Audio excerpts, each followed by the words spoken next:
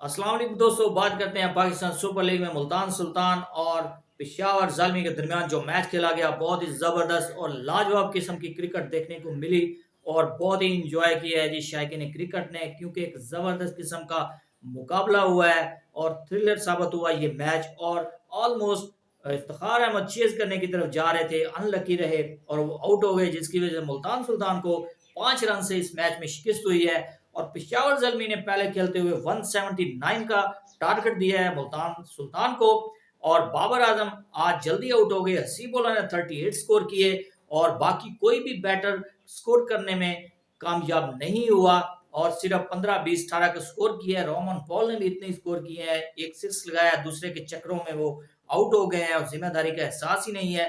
और आसफ अली खास तौर पर उनकी तारीफ करें या पता नहीं किन लफ्जों में तारीफ करें कि वो कैसे बैटर हैं, किस बेस पर वो खेल रहे हैं और क्या परफॉर्मेंस है उनकी।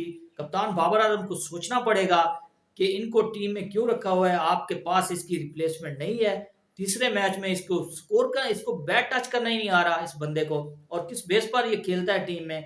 तो असफ अली के बारे में बाबर आजम को सोचना पड़ेगा और ओवरऑल टीम की परफॉर्मेंस अच्छी होगी तो टीम बड़ा टोटल करने में कामयाब होगी। लेकिन आपके बॉलर्स ने आज आपको जितवा दिया है, एक जबरदस्त किस्म की परफॉर्मेंस दिखाते हुए 179 का जो टारगेट था उसको डिफेंड किया है। खास तौर पर सलमान इरशाद और लुक वुड ने बहुत ही जबरदस्त किस्म की बॉलिंग करते हुए जी। तो मुल्तान सुल्तान जब चेज करने के लिए आए हैं तो मोहम्मद रिजवान जल्दी आउट हो गए। यासर खान ने बहुत जबरदस्त किस्म का स्टार्ट दिया और इंप्रेसिव इनिंग्स के लिए 40 प्लस स्कोर किया उन्होंने।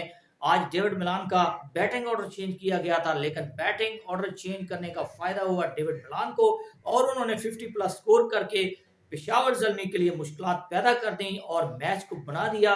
रिजा हेनरिक्स भी खड़े थे डेविड मिलान के साथ 28 पर। यूं जो पेशावर जलमी के बॉलर्स हैं उन्होंने कम बैक किया इस मैच में, जबरदस्त किस्म की बॉलिंग करते हुए अनप्लेबल सी डिलीवरी प्रोड्यूस की सलमान शाह ने और रिजा हेनरिक्स को बोल्ड किया। यूं मुल्तान सुल्तान की जो विकेटें थी वो यके बाद दीगरे गिरने लगी। उसके बाद डेविड मिलान आउट हुए हैं, उसके बाद जो अब्बास अफरीदी आए हैं तो उन्होंने 2 चौके लगाए हैं। उसके बाद उसामा मीर आए हैं, उन्होंने 2 छक्के लगाए हैं। इफ्तिखार अहमद दूसरी साइड पर देखते रहे और तपते रहे क्योंकि उनकी बारी नहीं आ रही थी और यूं मैच क्लोज होता गया। और एंड पर आकर 2 ओवर्स में जब 24 स्कोर चाहिए थे तो second last over Mohammad Ali सामने आ गए, वो खेलते रहे और इफ्तिखार अहमद दूसरी साइड पर गुस्से में खड़े रहे। और आखिरी ओवर में जब इफ्तिखार अहमद सामने आए हैं तो 22 का जो टारगेट था वो बचा था, जो इफ्तिखार अहमद को टास्क मिला है वो करने ही वाले थे। ऑलमोस्ट वो चेज करने जा रहे थे, 2 बॉलों पर 6 स्कोर रह गया था और अनलकी रहे इफ्तिखार अहमद और उनका एज लगा और वो आउट करार दे दिए गए थर्ड अंपायर की तरफ से। रिव्यू में जाने के बाद पहले अंपायर ने उनको नॉट आउट करार दिया था और अनलकी रहे मुल्तान सुल्तान और इफ्तिखार अहमद। 5 रन से मुल्तान सुल्तान को इस मैच में शिकस्त हुई। यूं बहुत ही जबरदस्त किस्म की क्रिकेट देखने को मिली, लेकिन दरमियान में एक वीक पॉइंट नजर आया बाबर आजम की तरफ से। बाबर आजम कैप्टन है पेशावर जलमी के, मैं चाहूंगा कि वो पाकिस्तान के तमाम फॉर्मेट के वो कैप्टन होने चाहिए, लेकिन उनको उनमें एक बड़ी खामी ये पाई जाती है कि उनसे जो फील्डिंग है वो नहीं सही तरीके से सेट की जाती। और डेविड मिलान ने ऐसा फेंटा जब लगाया है तो वो चौके मार रहे थे और फील्डिंग उनकी पीछे नजर ही नहीं आ पा रही थी। तो बाबर आजम को